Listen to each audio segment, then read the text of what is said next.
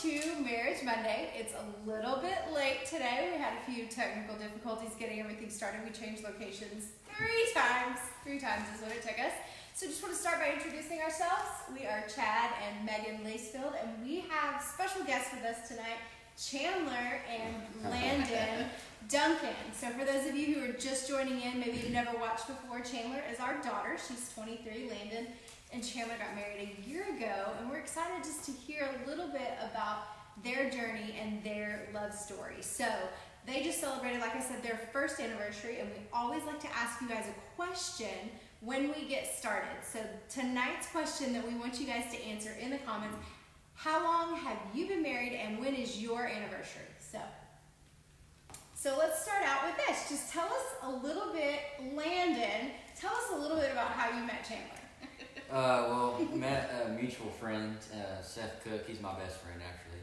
And him and Chandler run track together in high school. And when Chandler would come home, was it college? Yeah. College, she would go to the rodeos with Cook, as I call him. And I was up here at the time working on the railroad and going to rodeos and stuff. And we actually went to Jacksboro, Texas, to the mud pit at Jacksboro that night, and I drank all of her Sunny D's, and we just hit it off and went from there. Really, she was in San Marcos, and I was living in San Antonio too. So when she was in San Marcos, I'd see her, and when I was in San Antonio, she'd come see me. So it just was destiny, pretty much. So you would say, if there's single people out there looking to get married, Sunny D's the key to the heart. Yeah, absolutely. You gotta get the right kind though. Yeah, you gotta have the right kind. So Chandler, what was your first impression of Landon when you met him? Oh goodness. We had met within 5 seconds, probably 3 years previous, at rodeo at Northside. So I remember thinking he was super cute, but I was dating someone at the time. And then, we just ended up meeting, I guess that second time at Buffalo Wild Wings is when we went and hung out actually the first time. So I guess that's the first impression I actually got of him. And he seemed a good one, right? Yeah, it was a good one. So everybody loves a good love story. Everybody loves a good love story. That's a good one. So tell us a little bit about why you said yes to forever. For those of you who don't know, one of the things that we have prayed and believed God for since our kids were young was for their forever. Our kids always rolled their eyes at us when we talked about the person that they were going to marry, or when we talked about decisions that they were going to make, and how that could affect their forever. But now sitting here watching them, it's so much fun. So tell us a little bit about your love story and how you guys decided, how you fell in love and said yes to forever. Really, we were just friends at first. Like we said, we went to that rodeo, and then I was headed back for summer school to San Marcos, and ended up he was headed back to San Antonio at the same time. So we caravan back, and I went to San Marcos and he went to San Antonio, and then he came over and hung out with me and my roommates probably a week later, and I made the worst nachos you could possibly make. Started with friendship, and kind of just built from there. So we've established that you weren't so great of a cook. I'm a great cook. She is a great cook. No, now, but yes. I just didn't make good nachos. The cooking first impression was not great. So I did have somebody actually ask, when I asked him if they had any specific questions for you, just stuff on a fun note, what's your favorite thing that Chandler cooks? Well, now, recently, I guess that was that yesterday? Yesterday. Yeah. So I have one favorite from yesterday. It's called Cheez-It Chicken that she makes, and it is, just Google it, try it, do it. I mean, you might ask her how she did it, but it's spot on. So that's probably my favorite right now. So one of my favorite moments with you and Chad was definitely when you asked Chad if he could marry Chandler. Tell everybody a little bit about that day for you, and then I'm going to let Chad give his impression as well. Okay. Well, that day, I had been debating it back and forth for probably at least a month on how to do it, when to do it, and that day, for some reason, he called, and we were talking about, I was just riding horses in the pasture, and he called, and I was, like I said, riding, and he started talking to me, and we talked about horses, and we talked about anything and everything, and probably talked for 30 minutes or so. And as soon as I hung up, I was like, I'm doing it today. Today's the day I'm doing it. And so what I planned on doing was getting Chad and Megan both at the same time, but I was having a problem because Chandler would come home and it wasn't working. So I had to get it to where I guess Chad. So my plan was when Chad got home, I was gonna ask him, didn't care where he was. Well, he got home, and did I come? Did I ask? I came down to the arena. You came down to the arena, and I was up top, and I didn't know he was at the arena. So I was like, crap, I gotta get down there. And so I run down there, and we sit there and talk for 5 minutes, and then I was shaking, nervous, scared to death, and we sit there down by the arena and propped my leg up on the fence, and I said, I'd like to ask you a question, and if I could have your daughter's hand, if I could have your blessing. He said, absolutely. I remember it like it was yesterday. Yeah, what was cool, I remember the story a little bit different. He missed when he was going to put his leg up a little bit, and once it hit the fence, we have a roping arena in the back, and I remember it's down by the gates, and I remember it just shaking. And I'm like, uh-oh. Kind of knew what was coming at that point. But what was really cool, Megan said that we'd always prayed for our kids' spouse, and I knew that moment was coming true. So if you are out there and you have kids that are not yet married, or even married, continue to pray for their spouse. But one thing that we did that I will give Megan the credit is that she was very diligent, as when we come together and pray, we'd pray for our spouse, that God would send the right one, and they would know the right one, and we would know the right one. And we knew he was the right one. But what was really cool is a year, almost to the exact date, I think shy of 2 days, me and Megan had been Christmas shopping, and I knew that I wanted to give my future son-in-law something to keepsake. And we literally went to House of Blades in Fort Worth and got a knife engraved saying, "This is your forever." I can't even remember what we put on it now. Yes means forever. And when I knew at that point, and I carried it around for over a year in my pickup truck in my console. And if anybody knows me, I trade trucks a lot. So that knife was in multiple trucks. But I knew that I always wanted to be ready. And it was God's timing, and it was perfect. And so I got to present him with this knife that I've been carrying around for a year. So it was pretty awesome. So tell us about the day. What he asked.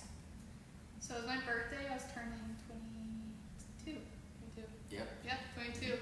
I had gone to work all day, and I came home, and all I wanted to do was go to a nice dinner with my family for my birthday. So Mom, of course, does Christmas pictures every year. So she's like, "Oh, perfect, we're gonna be dressed up. So we're gonna do Christmas pictures." I said, "All right." So before we were gonna do Christmas pictures, Lane was like, "Your birthday present's down in the back." And I had been asking for a llama since we started dating. A llama, if you didn't hear that, llama. And so he blindfolds me and we head to the back. I said, "It's time to get a freaking llama." and he unblindfolds me, and there's this really cute rocking chair, and he gets down on one knee, and everyone's in the forest part. I'm out waiting. Yeah, I still don't have my llama, but I did get a ring and proposal, so I'll do it too. So while we love the fairy tale stories that lead up to the great day, we know that a wedding day just sets the stage for a marriage. So what would you say is the greatest part of being married, now that you guys are a year into this whole deal? Having a best friend by my side, day in and day out, and having somebody to talk to and confide in, and just having that person that you love unconditionally, and if anything ups or downs or anything like that, I know that I can go to her with it at any point in time, and she's gonna have my back 100%. So that's a big thing for me. Ditto. So what are some of the challenges that may have come up in the first year? You're like, man, I didn't think that was part of marriage. My probably biggest thing that I've learned was I'm just bad about me. Like I'll try to make decisions for myself, and so like it's going from me to we. That's It good. has been a transition for me. Yep. That's tweetable, by the way. Me. Going To from we. me to we. Yep. That's true. Yeah. So I want to back up just a second, and y'all did something at your wedding. A lot of people do unity candles. A lot of people do sand. Can you tell us a little bit about what y'all did and how that turned out? So we did, instead of the unity candles, we did it. Stop laughing at me. We did tree, and you put the soil and you put the water in, and when we came back from our honeymoon, we planted it, and it died about 2 months later. But it was not because of lack of watering; it was because ants ate the roots and it killed it. So It's still there. It's just not alive. Yeah, that's right. So the marriage is flourishing, but the tree is dead. Tree Right. Yeah. Trees will last. So, speaking of that day, what was your favorite part of your wedding day? For couples who are preparing for marriage, planning their wedding, we know so much goes into getting ready for that day, but that day was like a fairy tale for you guys with family and friends. What was your favorite part of that day? My favorite part? Yeah. My favorite part was just everything leading up to the day. Me and all of my groomsmen, my dad, my cousins, and we all went and played golf. And then, of course, when we got there, just talking to Mark Owens, the pastor, and just hanging out with my groomsmen, and of course seeing her walk down the aisle and seeing how beautiful she was. And then after that, it had to have been the 2 speeches from my best man, Seth Cook, which was just phenomenal. And then, of course, Chad's speech was just, they were both outstanding. So that was definitely, the whole thing was amazing. It couldn't have been any better, but those 2 things stick out in my mind. I think it's just like being able to interact with all our guests afterwards. I think the reception is my favorite part, just because we got to celebrate with everyone that's important in our lives. And a lot of people make it out to be a day just about the bride and the groom, but I think it's kind of just about everyone that's kind of impacted their lives and been a part of their journey. So it was great just getting to be with everyone, hearing the speeches, and getting to do dollar dances with all the people you grew up with and stuff like that. So a couple things he did not mention his golf score that day. I'm not sure what that was. I can't remember. Okay. Yeah. What about the score that day? Yeah. I had a few mulligans, I think. It was good. Okay. All right. So, on your leading up to your wedding and on your wedding day, you got some really incredible gifts. But you guys got one gift that you use on your anniversary. You used it on your first anniversary, and you plan to use every other anniversary. Tell everybody a little bit about that. So it's actually my friend Sally's sweet. She has a really cute ice cream truck. She got us this anniversary book, and so each year you put a picture in it. But it's just got a few questions like where you're living at the time, and then it has a whole page where you reflect on just your most memorable parts of the year. So getting to just look back and look at all the things that we've been grateful for and what we've got to learn, and just things that are just bookmarks in our first year was really cool. Also seeing the future too. It's got 5 years, and I think it jumps to 10 years and 15 years. It goes up to 20 and then it skips every 5. Yeah, But so seeing that, you flip the page and you can see that. That's pretty cool too. So. That's awesome. Well, from somebody who absolutely loves traditions and writing things down, it was probably made my heart so happy just to see you guys take the time to do that as you celebrated your first anniversary. It was just such a sweet thing. So we also know that, marriage is incredible and marriage has its challenges, but you guys both have the privilege of growing up in 2 homes where your parents are still married. Your parents have been married how long, Landon? What is that? Sorry, Janice. 30 plus, I don't know, about 30 years at least. I know 30 years. So. Okay. And Chandler, A while. how long have your 34, parents? 35, 26, no, 24. 24. How old are you? Yeah. So I'd asked you guys a specific question. What's something you learned from your parents growing up about marriage? For me, it was just having someone to lean on and having that solid rock that is always going to be there. And my mom and my dad always seemed to, even through the tough times, they always got through, the hard things. And we lived in Oklahoma, and we went through a few rough patches in Oklahoma, and they had every right throw in the towel and give up, but they, you know, they leaned on not just themselves but in us, and kept the faith, and knew that, you know, everything was going to be okay if they, you know, leaned on each other and family.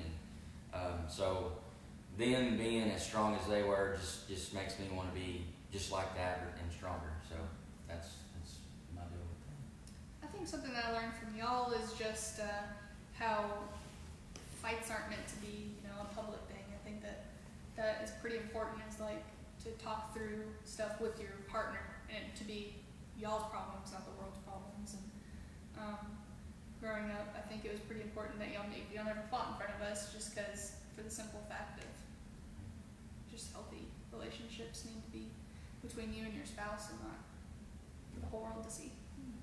It's good.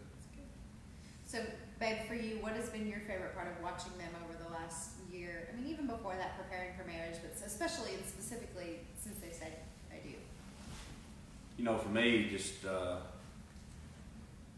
sitting here looking at them, that it's worth the fight. That it gets, marriage is tough sometimes, but seeing what you have to our left here, it makes it all worth it.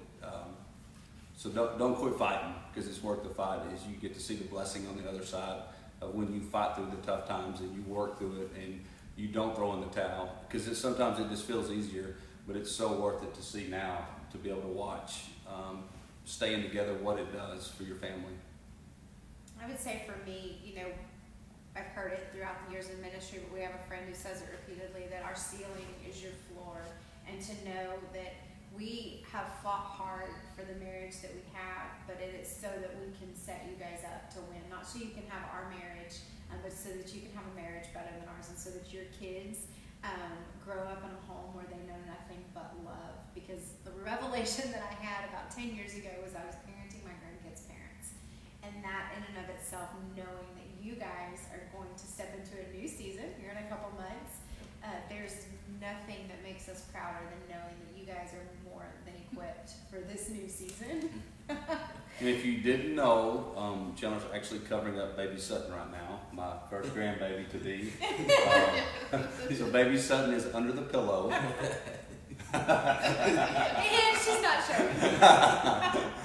So what is something that you guys are looking forward to? Maybe something you're even a little bit anxious about leading into this next season of parenthood? It's definitely going to be a transition, adding a human into Yeah. ratio.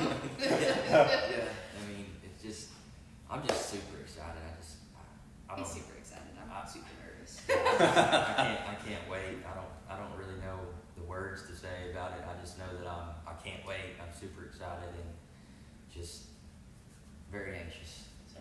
I guess I'm just not really I'm going in not really knowing what to expect. You hear all these different stories, you know, how kids can be.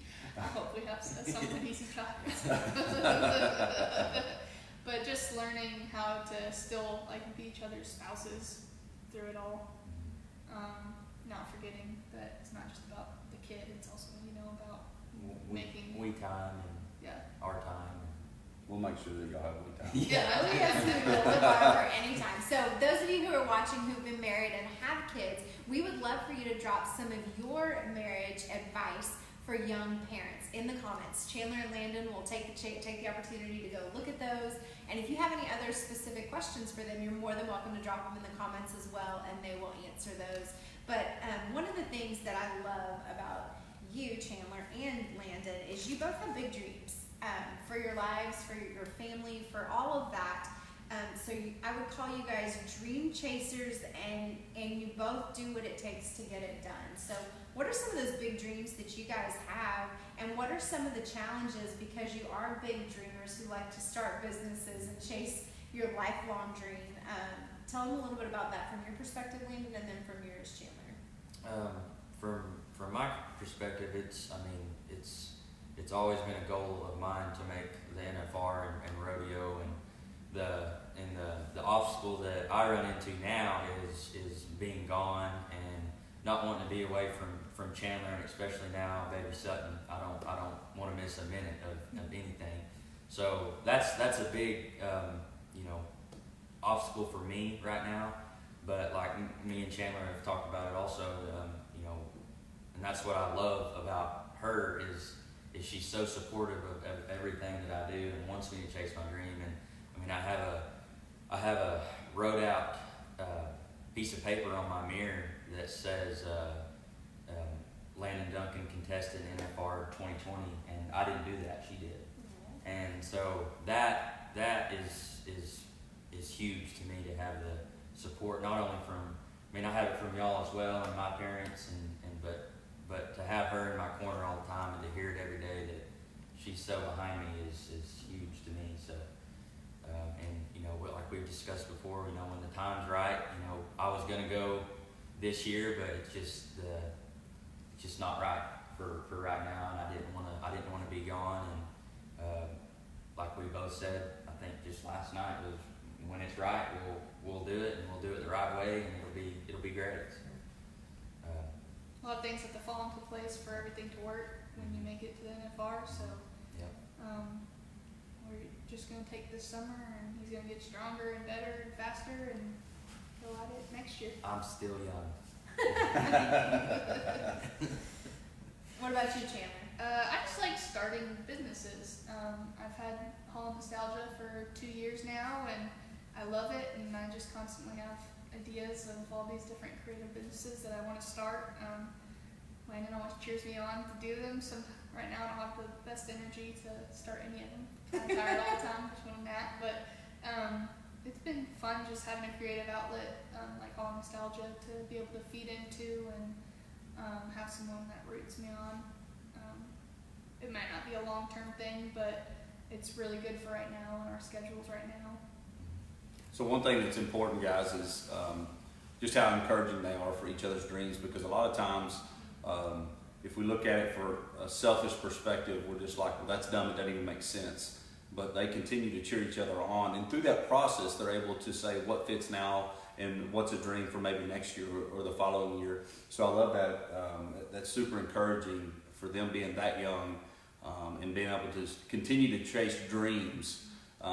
When a dream, guys, is something that is unachievable by just going out and doing it the next day. A dream is something that takes some work, and it takes some commitment, it takes some planning, and it takes a lot of work. And what they're saying is we're committing to cheer each other on. And one of the biggest things that I've got the best spouse in the world is because she's my biggest cheerleader, is she continues to cheer me on when we have dreams. That's right. And, you know... That's right. You're the biggest cheerleader, you're agreeing? Or? No, it's Oh, okay, right to okay. support each Okay. other's dreams. Okay. I do cheer. Well, that's my strength. Yep. I can like celebrate my You strength. can, you can. I have weaknesses too. But one of the things, as you know, just as far as just walking it out with adult children, because I know some of you guys in here, you are preparing for your kids to leave, and you're preparing for them to be grown and on their own. It's a hard transition for a minute, and then it shifts from your parental role to truly an encourager, a cheerleader, and a friend. And it's been so fun to watch that transition happen, because it is no secret at all that Chandler and I had a tough time when she was growing up. I was super strong, she was super strong, and I wasn't necessarily the best encourager. But what God is doing and allowing us to walk through now in this season is so sweet, and it's worth it. It's worth the prayers, it's worth the tears, it's worth all of it, because on the other side of it, you know, having kids in your home is only 18 years, having young kids. So babysitting, thinking about her entering this world, you have 18 years to prepare her for the other 60, 70 years of her life. And so knowing that I have that much to enjoy with you guys is an incredible blessing. And sitting here, you know, with them married now and a baby on the way, there were many nights that were like, did we miss that, like, majorly? And so it's exciting to look over and say, yeah, we probably missed it, but we did okay because they made it through it. And when we miss it, they learn. When we miss it, we learn. So it's just all about a learning journey. So as a parent out there that may be struggling with your kid right now, or you're not sure what to do, just do what you feel is right. And if you miss it, you'll make up for it. It's not going to ruin them forever. It didn't ruin Chandler forever. It scarred me for a while. It scarred her for a little bit, but that's okay. It did. So speaking of learning, one of the questions that I had asked you guys when y'all were processing through it is what is something you've learned and what is something that you had to unlearn? Well, I guess what I already made a point on was from me to we. But learning, I think our thing was just, like how each person communicates, because we both communicate differently. He's got to be a little bit more patient with me, and then like if I feel like, if I come home and I feel like she's quiet or something, I'm gonna sit there and ask her what's wrong until she tells me. That's just how I communicate, and I want to know right now, like what's going on. And she might get sick of it, but once we get it out in the air, I feel like that it always, even if she's annoyed with me in some way, or we always seem to work it out, talk it out, and I feel like that's where a lot of people might struggle is not communicating and leaving it inside and let it fester. Yeah. Yeah, My let thing it is I just fester. let it fester and boil up, and then it blows up, and when we just hit it, right on the head, Yeah. as soon as it happens, then nothing ever boils over. So I think one of your questions was like, what is the biggest argument you've had? But I don't think we've ever let it get to that point, yeah. because we've always talked through it when it was something that wasn't as big of a deal. So basically what I just heard in that is they don't sweep it under the rug. They address it, they get it out in the open, because as we know, as we continue to sweep it under the rug, it gets it to be a big lump, and then you trip. And then you fall on your face, and then it's a big fight. And so what she said is they haven't had that big fight, but one reason is because Landon realizes when something's wrong, he recognizes it, and he stays on it until they get past it. So just to wrap this up, there's one thing that I love that you guys do, and that is you continue to date each other. Tell everybody just a little bit about what that looks like for you guys. Coyote driving. We just like to do fun things with each other, whether it be like once a month or whenever we can. Just go grab a dinner together and just catch up when we feel like we haven't seen each other. For instance, she was it a couple days before We were supposed to have dinner with my aunt and uncle, and it was the day before our anniversary, and I ended up having to work an event on our anniversary. So I told him we were still gonna go to dinner, and I ended up surprising him. His favorite place in Fort Worth is Papa Do's. I've never been, so I took him to Papa Do's. He was super excited about that, and then we just went to the Trinity River, and we went over all of the things, our favorite memories of the year, and we got to eat. My mom got us cupcakes that were the flavor of our wedding cake, because while we were on our honeymoon, everyone ate our wedding cake, so we just saved it for the freezer. Shout out Back Home Bakery. And then we just went to the Coyote Drive-In and hung out and watched Aladdin. I loved it. And Landon loved it. So I went off his recommendation, and I didn't love it. It's amazing. It's amazing. Yeah. So what's one piece of advice you'd leave for younger couples? Because I know we do have quite a few couples who are either preparing for marriage, engaged, or hope to be married someday. So what would you say? What would you leave them with, and what would you leave them with? Just make sure that person is your best friend. I don't think marriage can really make it unless that person is your best friend and that person you can confide in and 100% trust in. Big deal with me is I think a lot of people dwell on the past of each, one another. And for me personally, I think you leave the past where the past is, because you can't change the past. You can only, get ready for the future and know what would be best for the future. So don't dwell on the past things that you might be, letting get to you, or, you might not like something that she did, he did, in the past, but it's in the past, so you can't change it. So I feel like that if you communicate and leave stuff where it's at and just look forward to the future, I feel like it's... Megan asked the question for young couples, but I would say that applies to all of us.